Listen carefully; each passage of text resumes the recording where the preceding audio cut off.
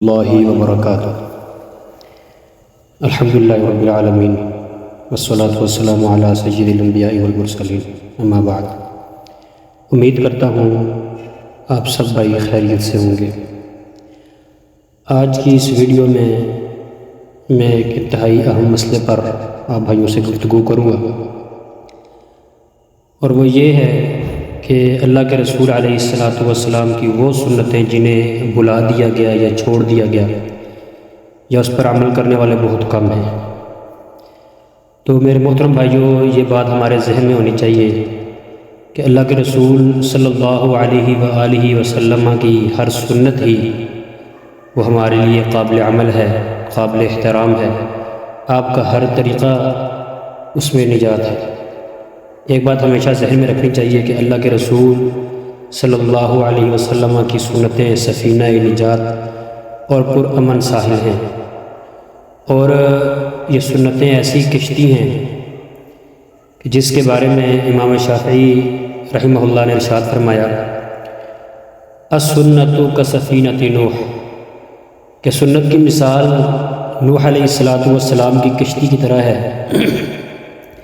جو بھی اس کشتی میں سوار ہوگا تو وہ بچ جائے گا، اور جو بھی اس کشتی سے پیچھے رہ جائے گا وہ غرق ہو جائے گا۔ یہی مثال سنتوں کی ہے کہ جو بھی اللہ کے رسول صلی اللہ علیہ وسلم کی سنتوں پر چلے گا وہ کامیاب ہو جائے گا، اور جو بھی اللہ کے رسول صلی اللہ علیہ وآلہ وسلم کی سنتوں پر نہیں چلے گا تو وہ اپنی دنیا بھی خراب کرے گا اور اپنی آخرت بھی برباد کر لے گا،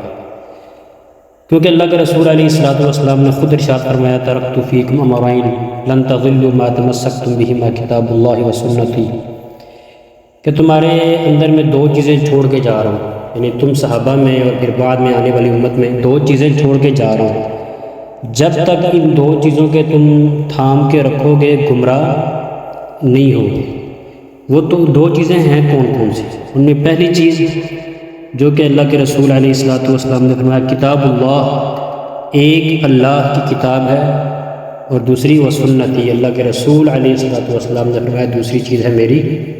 سنت۔ یعنی جب تک ہم ان دونوں کو تھام کے رکھیں گے، کتاب اللہ کو اور سنت رسول کو، تو ہم گمراہ نہیں ہوں گے، ہم سیدھے راہ پر ہوں گے۔ تو بہت سارے اللہ کے رسول صلی اللہ علیہ وسلم کی ایسی سنتیں ہیں جو چھوڑ دی گئی ہیں، حالانکہ وہ بہت ہی ثواب کی حامل سنتیں ہیں۔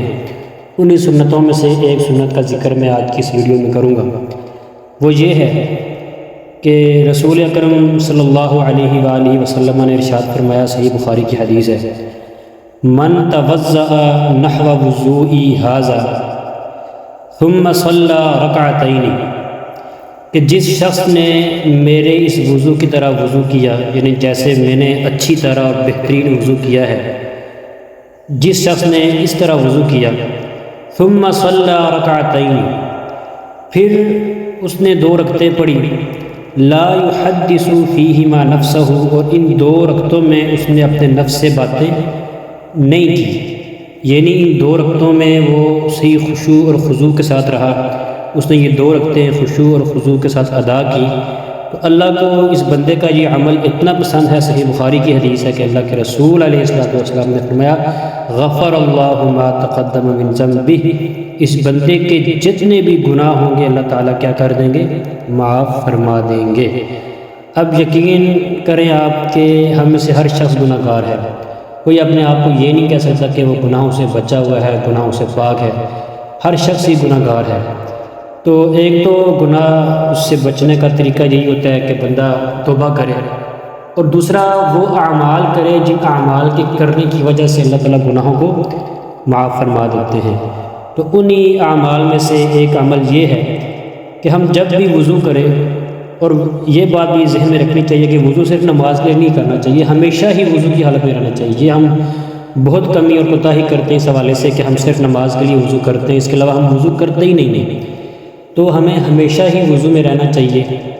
تو جو بندہ وضو کرے، اور جب بھی وضو کرے اور اچھی طرح وضو کرے، اور وضو کرنے کے بعد پھر دو رکعت نماز پڑھے، اور نماز بھی ایسی پڑھے جو اللہ کو پسند ہو، یعنی کہ اس نماز میں وہ اپنے نفس سے باتیں نہ کرے، خیالات اور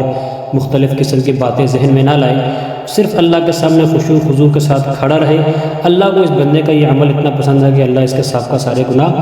معاف فرما دیتے ہیں۔ تو امید کرتا ہوں آپ کو یہ سنت جو اللہ کے رسول علیہ السلام کی میں نے بتائی ہے یقیناً آپ کو پسند آئی ہوگی، کیونکہ ہم مسلمان ہیں، ہمیں اللہ کے نبی کی ہر سنت سے محبت ہے۔ تو انشاءاللہ العزیز یہ عزم کریں، یہ کوشش کریں کہ انشاءاللہ ہم اس سنت پر عمل کرنے کی پوری کوشش کریں گے۔ اللہ تعالیٰ سے دعا ہے اللہ تعالیٰ ہمیں اپنے پیارے حبیب حضرت محمد رسول اللہ صلی اللہ علیہ وآلہ وسلم کی ہر سنت پر عمل کرنے کی توفیق عطا فرمائے۔ وآخر دعوانا ان الحمد للہ رب العالمین۔